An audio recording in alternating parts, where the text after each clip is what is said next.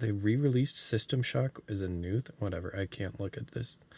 Whatever. That's a game I always wanted to play. I tried booting up the original System Shock, but that saying that, yeah, like just because it was from the era of like they would have like a bespoke HUD that would show like the Doom guy level, like your status symbol, and like the very first thing is like, all right, double click on this and move it into your inventory box. And I was like, nope, not happening.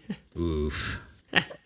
I need to be at a computer. I cannot play this with a controller. On a Steam Deck, Yeah. No way.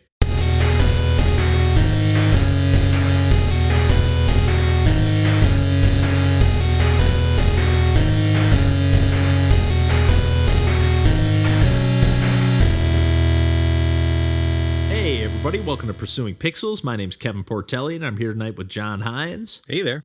And Randall Nolery. Hey folks. And we are back as always to talk about a whole bunch of video games tonight. I feel like we got a nice little stockpile here, so mostly courtesy of John. So why don't we just dig right into some more video game action, John's playing the latest update to a game that somehow is still getting updates. I know, I was going to say, I'm playing a brand new game that came out 8 years ago. The newest old game ever. But I've been playing the Stardew Valley 1.6 version update, which I did not know was happening, and I just started playing Stardew Valley because I wanted to.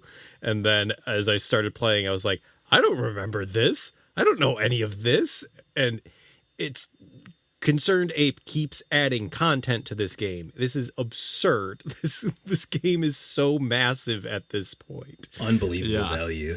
It's truly. It was an unbelievable value at its base level. Yeah, even the core like main game, as it began. Yeah, but they've since added additional areas to the game, additional mechanics to the game. There are so many more things to grow, do, craft, make. Like it's the same new game. Farm types, initial starting farm types. Like I was reading, you sent us that change log, and I was like, there's like new like blue grass in this new farm area that like animals are more likely to eat, and it's just like, man, this is crazy. They're just still expanding upon the core concepts of this game. Yeah, and this is my 4th time playing the game, I think, and every time I try to do a new like farm type, because it does start you with different mechanics, and there's obviously an optimal way to play the game, like if you want to maximize your ability. But I really like this time I chose a hilltop farm, which generates I think ore and like a mining area like on its own, so you don't have to technically go over to the mines in order to get that. But it is a weirdly layout like of the entire farm, and I was like, oh my god, I have no idea where I'm going to place my barn, where I'm going to place my coop, and I'm like, this is all the areas where I'm going to farm. It's like, it's just a fun little twist to like completely change how I think about the game, because I don't know, it's the same thing. It's just a little different little variations on it, but I get the same enjoyment every single time I do it. Goddamn, what a great game. How does it feel starting up from scratch for the 4th time? Because like that's one thing that like I put in a lot of time with this game, and actually Randall too. What's your? I know you said you've played a little bit of this one, but not a ton, right? Oh yeah, like barely. Honestly, I've not given it a real shot. I turned it on, but barely. No good reason. Just some of the stuff seemed like I kind of had to move like cursors around, or things weren't quite as like intuitive. It's definitely a PC game on a console, a little bit. They do a good job of mapping it to controls, but like it's one of those games you do have to kind of like just learn the controls and like move your inventory around to like where you like things, and then like kind of remember, okay, this is the order I have things in, so I can quickly cycle through my different tools and items and stuff. So that, but yeah, it's not the best game for playing on a console, but I know it's incredible. I just need to like I'm in a better space now, I think, to sink time into it and give it a real shot than I would have been back in whatever 2016 or whenever that came out on Switch. Yeah. And for me, like starting over from scratch, like for the fourth time, this time I was like, you know what? I'm going to take it easy. I don't have to min-max this game. I don't have to do it. And then immediately I was like, all right, I need to make sure that I have a star of like this crop put in because I have to get the community center done by year 3 so the ghost of Grandpa can love me and give me the bonuses right at year 3. And I was like, good God, I can't relax on my relaxing games. See, that was what I liked the most about that game, even though I still was like trying to, and again, my time with it, I probably put in somewhere between like 50 and 100 hours with my, maybe I tried 2 different farms, but like pretty much put most of my time into like one farm. And I think we even talked about this way back when on the podcast, but like I pretty much spent all my time like trying to min-max my farm production, like doing no relationship, building or anything like that, really just not even going to town at all unless I like had to talk to people or buy items. For like a specific quest that every now and then it would like kind of make you nudge something along. But yeah, I still just like really, really enjoyed that game. And yeah, again, reading through that list, I'm like reading these updates that like, they're kind of like talking about these things that sound like they're established things. And I'm like, I don't even think that was in the game when I played it. And they're talking about just tweaking it. And it's just so cool. Yeah. Again, to see this like, still living game this long after the fact. Yeah, there's easily another 100 hours at least of content added from the past update alone. Yeah, all the different festivals and stuff like that added. All the just clearly like attention to detail and love just being added into this game nonstop. Yeah. If you somehow haven't played this game at this point, which is fair, it's an 8-year-old game, and if you weren't in on it back then, but it's still just as good as it was then as it is now. So highly recommend the new update on it. I love this sprite art on Stardew Valley too. I just love the way that game looks. It's gorgeous. Yeah, it has a very the music is incredible. The music, God, that's well worth a shout out. Again, all done by this one Concerned developer. Ape. It's unreal. Yeah, the music is seriously. I kind of forgot how often I would just put that soundtrack on Spotify while I was like working on something or whatever. It's just so good. Yep. And so vast. Like there's so many songs. And they're all like based on the time of day, the type of weather, where you are. Like it is unbelievable how much time and effort is like put into every single aspect of this game. Yeah. For sure. Well, I guess to just with no transition whatsoever to talk about a couple of things that I've been playing. I've been ripping through a couple, or I shouldn't say through, but playing a couple of platformers. And in the fashion that I've been, mentioning a number of times on the podcast recently, I've just been kind of like, pretty regularly checking out my Switch wish list and just kind of combing through and like, okay, is this game on sale for $2? If it's on sale for $2, I'm either going to buy it or delete it off my wish list because I'm never going to buy it if I'm not going to buy it at $2. Because number one, it's never going to go lower than that on Switch. And like sometimes I just add things to my wish list and then I look at it again. I'm like, at another time, I'm just like, why is this even on my wish list? I truly couldn't tell you why. But in this case, there's a game series actually called Woodle Tree. There's Woodle Tree, the original one, and then Woodle Tree 2 Deluxe, which is this version on Switch that I just picked up. And the version on the original Woodle Tree, and even this one, you can kind of tell it's like maybe developed even for a mobile platform. Like it does have some janky elements to it. In a few regards, but when I watched the trailer for Woodle Tree 2, because I remember deleting Woodle Tree off my wish list, but for 2, I was like, for whatever reason, left it on there, and it was a little bit pricier of a game, and it just looks a little bit more robust, and I watched the trailer again, and I was like, you know what? I'd never seen it go on sale for quite this low, and I was like, for $2, maybe even if at all, but for $2, I was like, this looks fun enough. It's just a super cute, charming 3D platformer. Kind of has a little bit of like a, not in gameplay so much, but just like a Kirby kind of look to it, like in this, just in like the overall cuteness of the game. But yeah, nothing really crazy going on, but there is like some solid 3D platforming, and I really like the way the game's set up is kind of like in an open world sense, where like kind of like in Super Mario Odyssey, where like how you would like be running around, and not so much in the sense where like, oh, you go ground pound on this and there's a collectible, but like some of the stage it felt like, oh, you go on this path here, and then like all of a sudden you hit this checkpoint, and like here's clearly like a stage on this path.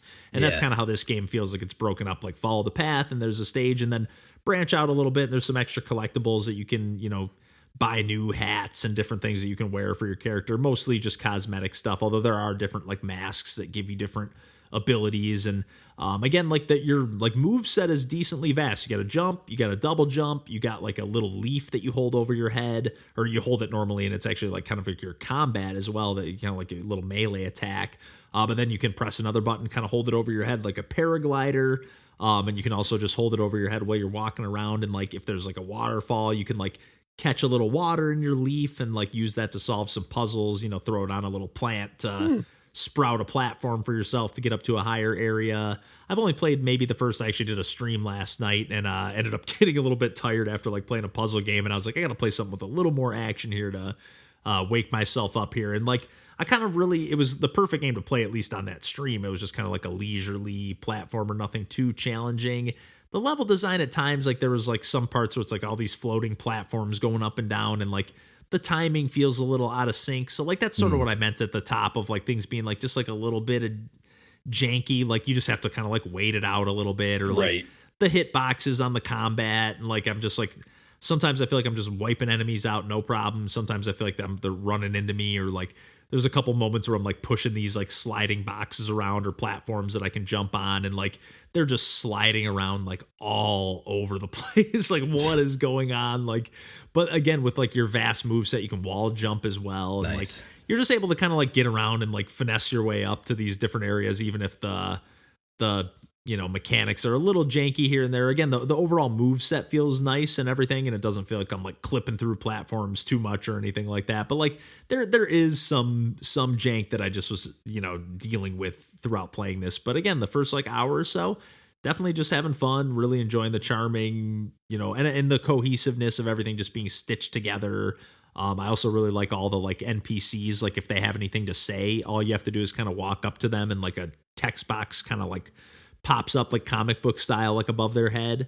Nice. And then like no matter what angle you twist the camera or approach them from, like the text box kind of like moves with you. So like it doesn't really, you don't have to like actually go up and like talk to anyone and like have it stop the gameplay. You can just kind of keep running around and like, okay, that they're not saying anything that I need to really pay attention to. I can just keep moving along, or, oh wait, they're telling me about a mechanic that I can, use in a different way that I didn't realize. So like, let me actually read this thing. So I just really like the overall presentation. I was just in the mood for like a low stakes kind of, platformer that I didn't really need to get all that invested in after like playing like even Mario, it's like, I don't want to necessarily worry about clearing every last thing or getting every last collectible. I just want to kind of jump around and have some fun. And definitely had that with Woodle Tree 2 Deluxe there. And then the other game that I did want to give like more of a proper shout out to, and that I just played maybe 15-20 minutes of, this is actually just the demo here, and this is a game called Yellow Taxi Goes Vroom.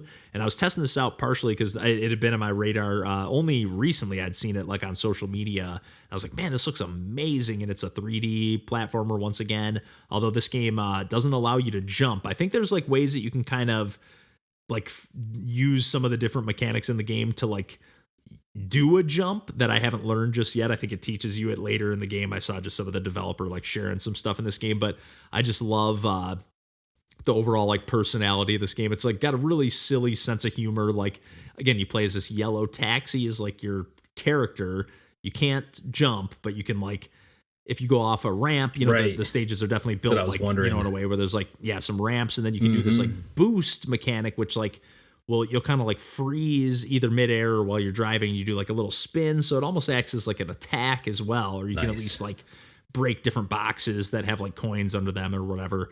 But the spin attack, you do a little spin and then you can, dash. So you can do that either right before you're going up a ramp to launch yourself, or after you've gone up a ramp midair to kind of like, and that little spin also allows you to do like a freeze frame for a second. So if you're like not perfectly lined up with the platform that you're trying to land on or whatever you're trying to do, you're like able to kind of reposition yourself while you're doing that quick spin very briefly. You don't have a ton of time, but like a slow-mo or like it just like not slow-mo, but you more just kind of like stop. Yeah. If you're airborne, you stop for a second and you have a split second to kind of reposition your aiming. Nice.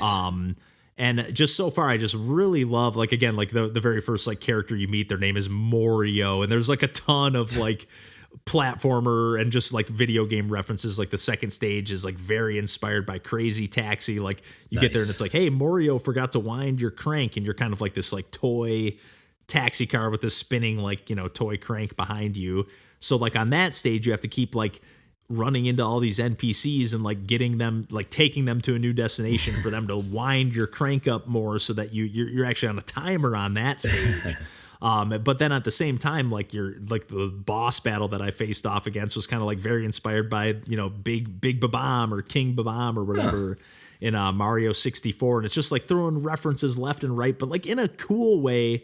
And then it's got this like just really like almost like bizarro sense of humor, like all these like weird like janky camera angles, but seemingly on purpose. Like you'll be talking to this like Mario mechanic and it's like got this like camera angle like right up his nose while you're talking to him during a cutscene, and then like just looking right at like the pockets of his jeans, like but it like does it every time. So it's like clearly they're doing this on purpose.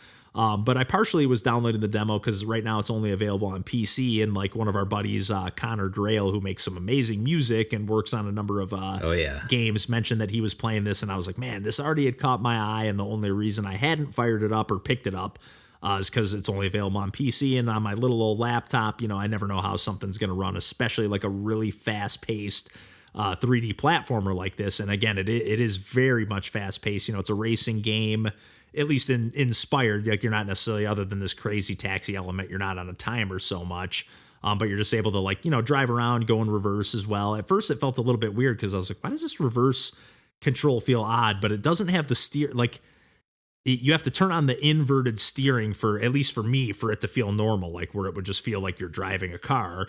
But nonetheless, at least it had that option to tweak that. But the other nice thing is that it played really, really well on my laptop, just super smooth. I had one little moment where it frame stuttered, and I actually had OBS open and running and recording the demo footage as well, just to see like what would it look like if I was actually to stream this or whatever. Yeah, I was actually really impressed too with how much was available in the demo here. I was like jumping into the second like kind of stage, you know, and in Mario 64 fashion, you're like jumping into a portal and then that takes you to a new setting. But I just really like all the callbacks to the other, like I don't always love that where it's like, oh, here's a bunch of Mario jokes and the fat plumber and this and that. Like I've definitely played games where I'm like, this is just I'm not vibing with this at all. But in this sense, I was definitely like, oh man, this is like clearly a love letter to that era of platformer. It definitely has like a little bit of a Nintendo 64 kind of crunchy aesthetic, maybe a little bit of a Dreamcast flavor too, because like something like about the aesthetic has like a Sonic presentation too, like it just reminds me of like Green Hill Zone, at least the couple areas that I've checked out so far. But like the hub world even has like a ton of like is a level in and of itself. And you keep like unlocking new abilities that let you explore a little bit more. Not necessarily that you're like buying or unlocking, but just like learning how to control your car a little bit better.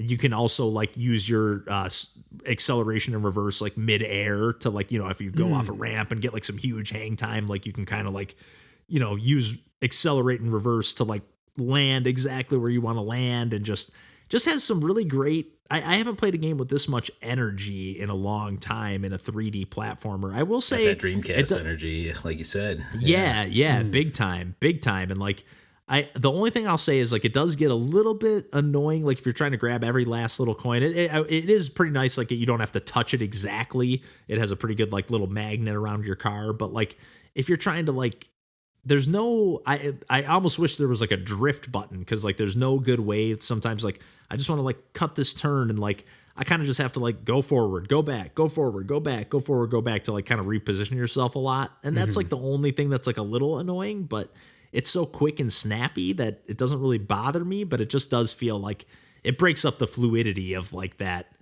3D platformer action. But maybe as I learn more of the movements and learn how to kind of like chain some of these different moves together, and do this kind of like reverse jump that I've seen them showing off on their social media pages, because they like showed this clip of them like climbing up this one tower, and I was like, oh, clear. And they were like, actually, like we shouldn't have shown you how to do this move so early in the game. And then they said they patched it and tweaked it so that you don't know how to do it until later, unless you figure it out on your own, I guess. So Again, I just played the little demo here. And again, it was one of those demo experiences where I played like 15, 20 minutes of it and was like, you know what? I'm just going to stop playing this demo because I just want to play the game. Obviously, like I said, I'm going to try to wait for it to come to consoles. If it does, I don't know if they have plans to do that, but it just feels perfect for playing on Switch or whatever platform, of choice that you have. But if it comes down to it, and it might be one of those games that like it had enough personality and energy of its own, and it was doing something kind of fresh where I was like, I kind of just want to play this now. So I might end up springing for it, nice. On Steam at some point. But I am a console boy at heart. But just having some fun with some platforming nonetheless. But why don't I kick it over to Randall for a little more retro action? Yeah.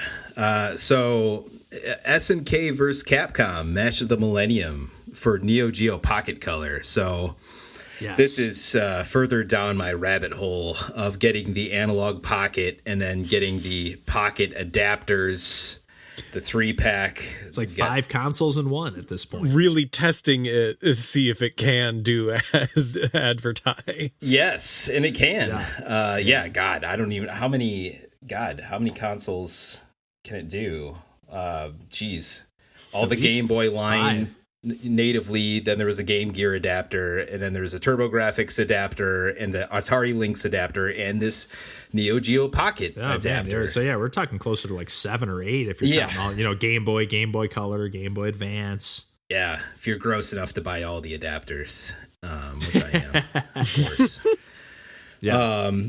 So this game, SNK vs. Capcom, Match of the Millennium, is just another one of the games I bought. I just kind of went nutso buying these games before these adapters came out because I knew, all the collector types would immediately start buying them once they had the adapters in hand. So you got to think 2 steps ahead to get them, 10 to 20% cheaper. Did that and still not cheap. Cheaper, quote unquote. Yeah. But man, this game is fantastic. Like I'm really impressed with this. As Neo Geo Pocket Color, as I've talked about before, is effectively like a souped up 8-bit console, like a kind of 12-bit console, sort of, kind of. It's so, like, the animations on this thing is unbelievably impressive. How fluid, like, the frames that are happening there. Like, this is basically a 2-button, fully fleshed out fighting game that happens to be on a portable console. And it's like, as someone that has quite a bit of experience specifically with Street Fighter games and like, Third Strike and the Alpha series and some Street Fighter 2 and even some SNK stuff I've played in the past, not as much, but I have some familiarity with some of those games and certainly respect for them. Man, it is that distilled down to 2 buttons on this portable thing. Like they nailed it. It's great. Like, I was like, I'm going to try this game out. Like, I just got it and I got this adapter. I've played these other things. Let me try out this one. It was one that I got kind of after the pack that I had already gotten before the adapters came out. And so, I threw that in there and I'm like, and like, just from the get-go, just like, oh man, you could just feel the polish and like the energy behind this game. It's just great. And like the sprite art is beautiful and like so vibrant considering the limitations on this platform with like the color palette. They can only show so many colors at a given time, and yet they made the most out of it. And you're talking about like 26 characters in this game, a lot of them unlockable. Dang. That's awesome. That's which huge. I haven't unlocked, although I didn't unlock my man Zakuma. He was the first one, so I was happy about that. But that's a character that I also know very intimately well from playing a lot of Third Strike and like Alpha 2. Akuma is one of my main fighting game characters, so I was immediately able to kind of jump in with just a 2-button format and play it like I was playing, a 6-button fighting game. That's wild.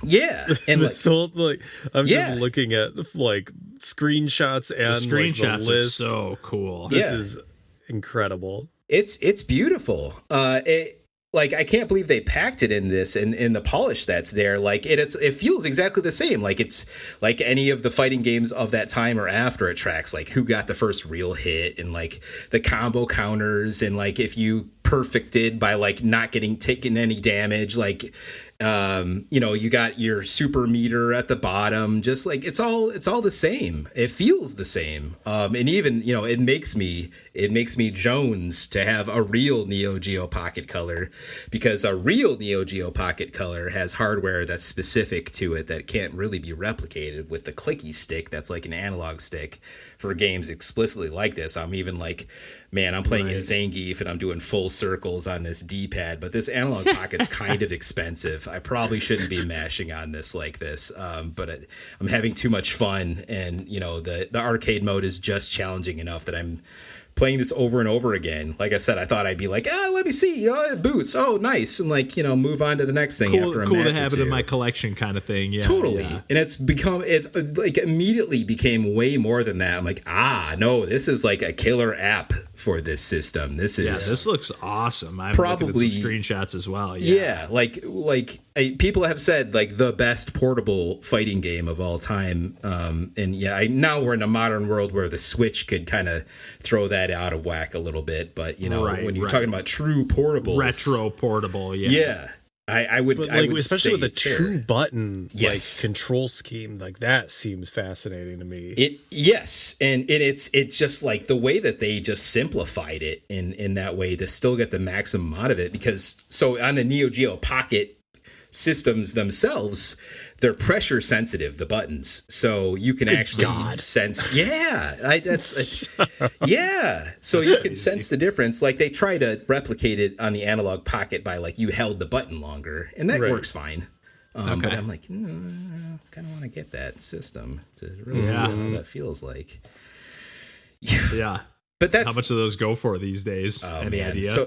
So I couldn't just get a regular one. I'd have to get a modded one that's got the backlight, the certain backlight. Yeah, that's true. If you got the backlight is no time. Joke though on some of those. Yeah, and it's got to be a well done mod, of course, and it has there's all kinds of stuff that goes into that. It'll happen eventually, I think. Oh my god, there's tons of modes though. Like it's not even just a 1-on-1 fighting game. You have like the tag elements, right? Like a 2-on-2 where you can cycle. Yeah. You can pick 2 characters or 3 characters, 3-on-3, like, and you're kind of cycling through them, and it feels just like it does in any of those other fighting games. Like I said, there's cutscenes as you're playing through the arcade or any of the campaign modes where cutscenes in quotes, it's not really animated, but like there's really nicely done sprite art with like a little story going along, and it's character specific to some degree too, with like the rival characters of each character, and you got representation from both SNK and Capcom. And obviously, like I said, I've got more Capcom familiarity, but it's cool to have both bonus modes. I had no idea that Marvel vs. Capcom was so old. Like I was like, does I was trying to figure out if like SNK versus Capcom came out first, or if Marvel versus Capcom came out. Good God, Marvel might have been first actually, because that was Marvel was Sega Saturn, and there was the very few characters in that game, like 10 or 12. Yeah, like or original like PlayStation / Sega Saturn. Yeah, we had it on PlayStation. I think I might still have that. But just when you were talking about like the tag team like elements of like the SNK, like God, this is wild. Yeah. And that's the modes. They like built it out. Like there's a time attack mode, a survival mode. And then there's these bonus games. One's like straight out like Ghost and Goblins, like mini game thing that's happening there. Nice. Like tons of little Easter eggs, stuff like that. Like it's seriously, the amount of polish they put into this thing is just nuts. I'm like, I was kind of blown away based on what my expectations were going in. Like, that sounds. It is sweet. Like it's sold that adapter and the owning of this as a library to me. Well, it sounds like it sold that adapter and a potential Neo Geo Pocket Color it's in the future system. Too. Killer app in 25 years later, 24 years later.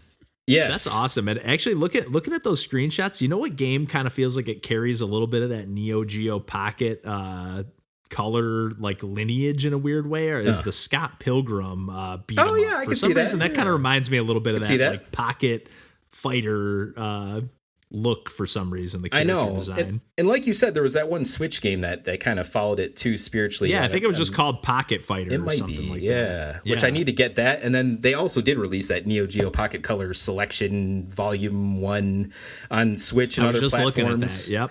Yeah, and that actually has like, I was looking at that again too, and I'm like, oh shoot, that's got like local co-op, so you don't need to have two actual Neo Geo Pocket Colors or two Analog Pockets anymore. You could just do that. That's actually nice. Interesting, Does it have SNK versus Capcom on there? I think it does. Yeah. Ooh, yeah, that's kind of nice because I just always assumed that like if it's like a double license thing. I know. Yeah, I guess I bet you if it was Marvel versus Capcom, probably not. But tougher. SNK, Capcom, it's like okay, we can maybe swing that. Yeah. So needless to say, I am quite taken with this one, and I picked it up multiple times since I first did. Like multiple times, I've picked up the Pocket by my bedside stand. I'm like, yep, it's still in there. Let's do it again. Like, love it. That's perfect, man. You honestly looking at some of those screenshots, you got me a little like the more you talk about this Neo Geo Pocket, I'm just like, man, it's sick. Kind of want one of those. Like I probably won't get one, but I kind of want one. There's a dream. So you're talking about Dreamcast and Dreamcast spirit. Let's just get even more gross. There's a Japan only Dreamcast to Neo Geo Pocket adapter link cable that exists, which unlocks things from SNK vs. Capcom Match of the Millennium in other Dreamcast fighting game titles and vice versa, which I'm probably going to end up getting down the road as well. Incredible. Oh my God. You just got to bring it to your local Funko Land and download the latest characters. That's right. Man, that's crazy, but that's awesome, man. I'm glad you're getting some use, already getting some mileage out of those new retro purchases and those new adapters. Big time. Yeah, I'll have more probably to say on those in the future, I think. Yeah. Hell yeah. Heck yeah. Looking forward to it. Yeah. But yeah, why don't we kick it back over to John for another little bookend session? Yeah. So I've been, as we've heard over the course of the years on this podcast, been a convert to the Monster Hunter series. And kind of started with, I don't think I had mentioned Generations Ultimate on the podcast other than in passing. Yeah. And how it was a game I picked up, like it was one of the first Switch games that I bought when I got the Switch, just because it was one of the few games that was out very early on in the Switch's life. And I had always heard things about the Monster Hunter franchise, started playing it and bounced off pretty quickly. I gave it a good shot, but I just couldn't really get a hang of it. Then got Rise, and that took a while, but eventually I got super into Rise. And then this year I started World and got super into World using all of the stuff I had learned from Rise. And it became a series that I just really, really loved and really got deep into, to the point where after I had gotten to like pretty far into end game in Monster Hunter World and Iceborne, the expansion pass for it, that I was like, I have this game that I really haven't touched a lot of, and I know it has so many monsters that haven't appeared in Rise and World, and it's got so much content. I know that it's a huge game, and like I've heard from people that it's the biggest Monster Hunter game in terms of content. And I was like, all right, I guess we're booting up this Switch port of a 3DS game and really giving it a chance. And it was so hard to get into because World and Rise have so many quality of life. Not even quality of life improvements, like just core functionality of the game that makes it not hostile to its players. Yeah, I played the demo for this a while back, and it was pretty jank. Like you could definitely feel like this is a 3DS game. I played the demo of 3, I think, and that back on the 3DS or I did it on Wii U. Same. Yeah. Yep. And it was just too difficult to even understand what was happening in the game. And I cannot believe that this became such like a tentpole series based on what it used to be like. Like World this is a huge one, dog or whatever for Capcom. Massive. Yes. It's a huge seller for them. World and Rise are still so incredibly complex and like really massively like intricate in every single aspect of their systems. But like playing like GU is just I struggle to describe it because without like getting into just the most specific weeds of like you have one inventory and all of the items that you get are in that inventory, whereas by the time that you're in World or Rise, like account items will go into one area, like your your consumable items will be in one area. The items that you gather from like the resources on the other will go into another. Like that is all in one pool in Generations Ultimate, and you will routinely run out of space constantly. It's like, okay, cool. Like whetstones. You sort it. You can also deposit some of your account items mid battle or like like things that like I hadn't even conceived of, like that they would be possibilities or things I would have to consider. Just going back from playing World and Rise, like it was unimaginable. Like whetstones, which are an item that you use, your weapons lose sharpness over the course of a battle, so your attacks will do less damage when your weapons are less sharp. Makes sense. You need to use a whetstone to sharpen them over the course of the battle. They're consumable items in GU. You have to carry them, and like you will run out of them. No, like that is the case with every single item. Every item in this game is like there were times when I would be playing a thing is like, oh cool, I just do not have enough of like the cooling drink and I will just lose health as I'm in the dunes area, and I'm going to the like where I would assume I would get a craftable item from that, except that the craftable items that you gather from like the outpost or like little crops or whatever outcroppings in the level are randomly generated. So you don't even get the item that you are expecting some of the times. Yeah. And when you are crafting them, you have a failure chance. Like these are things that just do not exist in the later games. It was the most like antagonistic game I had ever played, where the mechanics of the game just seemed to be like designed to work against you. And that is all of that to say, I fucking love this game. You just gotta grind more. It's so good. I cannot believe what a little freak the series has turned me into, that I think of all of these things that I was like, this is a miserable experience. I cannot believe that that this was a decision that they made, that they're like, oh, you have a, like, you will run out of stamina as like as the hunt progresses, and you need to either have enough food with you to that will take up an inventory slot, or you need to hunt other smaller animals and cook their meat to make rations that will regenerate your stamina. And I'm like I fucking love this. I like, this is the best decision anyone could have made.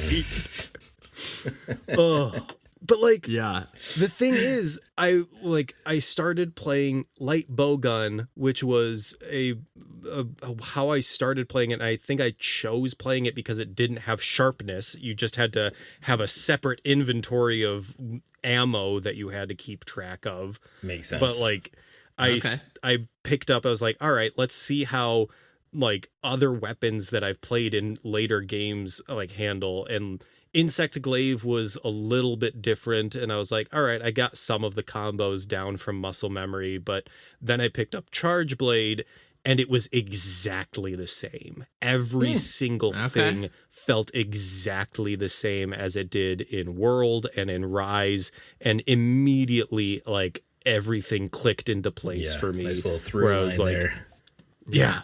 I was like, oh, I can hit every single combo I'm doing. Like, it just felt so satisfying to, like, feel competent in a game that was designed almost to, like, make me fail. And then as I was, like, getting a better handle of the mechanics of this one, like, arts and skills are, like, a different sub-mechanic that don't exist in the later games, but I was able to switch my hunting style for Insect Glaive to aerial style, and then that suddenly added all of the things that were mechanics that I was like had muscle memory down in later titles. I was like, oh, now I can use this weapon just as I've always played it.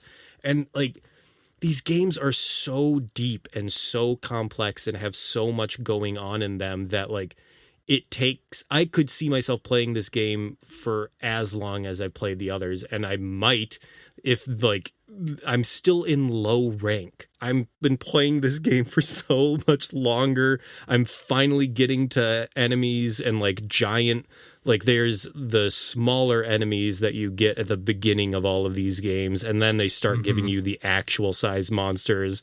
And I'm just like, I'm just barely getting to that. And I'm like probably like 80 hours into the game. Oh my God, like, man. I don't know how you find the time or have the patience for I don't know, like man. any of these games. Something changed in me. Something deep and dark changed in me. I guess, you know, it does help though when if you've already played a game in the series that you know big that you like. If you're like, hey, you know what? I'm not vibing with this one yet, but like eventually I came around to, you know, the future ones or the, you know, the later ones in the series. Because I tried coming back to this one after I played Rise.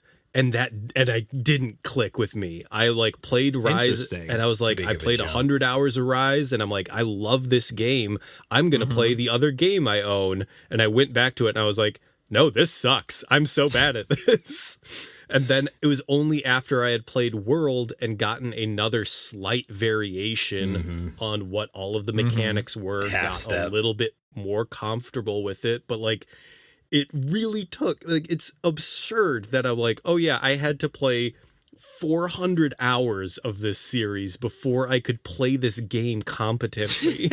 Like that's sometimes too it, and sometimes it just boils down to like timing and frame of mind. 100%, and just like, you know, I'm just in the right headspace to play this game right now. Yes, and like this was me like wanting to give it another go, but like having played like 2 different versions of it and having like a better handle on all the mechanics and like approaching it from different directions where I was like able to like conceptualize what are they trying to do here? What is like, because there are some things that are still just bizarre in this game that I don't quite get, but I'm like slowly chipping away at it and slowly getting more competent at it. And it's, God, I get it. I get why this is the game that like millions of people adore. People love. And see you 300 hours from now. Yeah, I know. Maybe I'll be in high rank by then. Good God. And I won't even have gotten a G rank, whatever. Oh, that's amazing.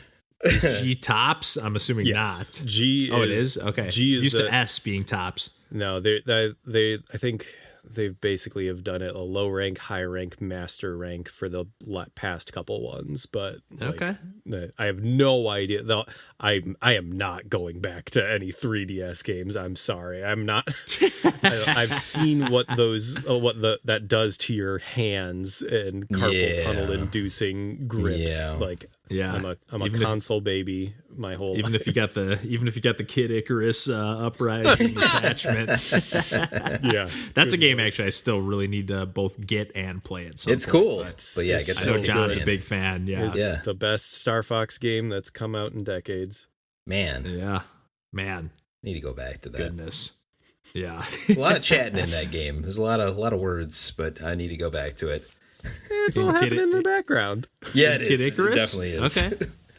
Yeah, it's just a bunch of gods trying to see if they can roast Kid Icarus or Pit, whatever. I love it. It's great. Oh, Kid Icarus Uprising, what a game. Yeah, seriously, I need to get that one before it goes way out of my price range. Yeah, because I'm sure it's already pricey, especially if you want to get it with that attachment. Yeah. Oh man. But anyways, any more video game in the chit chat tonight, guys? Or good to wrap it up there? I'm sure we'll come back around to Monster Hunter and some of this other stuff in the future, but guaranteed. Yeah. Nice. Well, yeah, I guess we can wrap it up there. And yeah, you can find us on the internet as always at pursuingpixels.com and pretty much anywhere else that you can think of. And otherwise, we will catch you next week. And until then, take care. Bye. Bye-bye.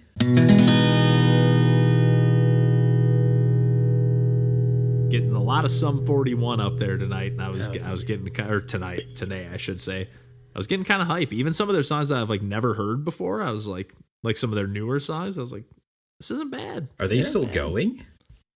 I think they're back in action. Wow. Hell yeah, baby. Let's see when their most recent album was. I definitely had 2 of the CDs of the time period. It was just like when Fat Lip came on, I was like, man, this was kind of impressive that they were like the first band to kind of marry like the rap rock and pop punk at the same time. Yes. I shouldn't say the first. I'm sure somebody did it.